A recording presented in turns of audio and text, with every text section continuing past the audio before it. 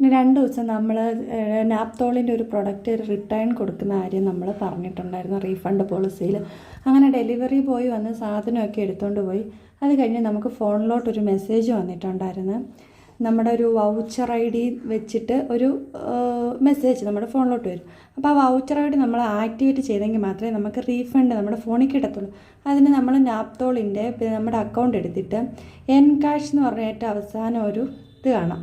അതിനകത്ത് enter voucher I D എന്ന് പറയുന്നൊരു ഓപ്ഷനാണ്. അതിൽ നമ്മൾ വൗച്ചർ ഐ ഡി അടിച്ച് വാലിഡേറ്റ് ചെയ്യുമ്പോൾ നമുക്ക് വീണ്ടും ഫോണിലോട്ടൊരു മെസ്സേജ് വരുന്നതാണ്. We have send link on your registered number SMS എഴുതിയിട്ട് ആ SMS നിങ്ങൾ ഈ കാണുന്നത്.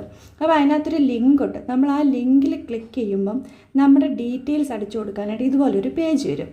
ആ പേജിനകത്ത് നമുക്ക് 3 പ്രോസസ്സിംഗ് ഉണ്ട്. ആ 3 പ്രോസസ്സിങ് കംപ്ലീറ്റ് ചെയ്ത് കഴിയുമ്പം നമുക്ക് റീഫണ്ട് പ്രോസസ്സ് എന്ന് പറയും. ഞാൻ UPI ID ഓപ്ഷനാണ് ഉപയോഗിച്ചത്.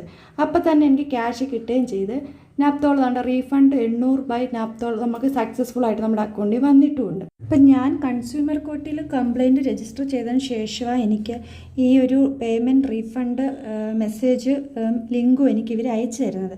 അപ്പോൾ ഇങ്ങനെയൊന്ന് നിങ്ങളും കൂടെ ഇഷ്യൂ നേരിടുമ്പോൾ ചെയ്ത് നോക്കിയാൽ മതി.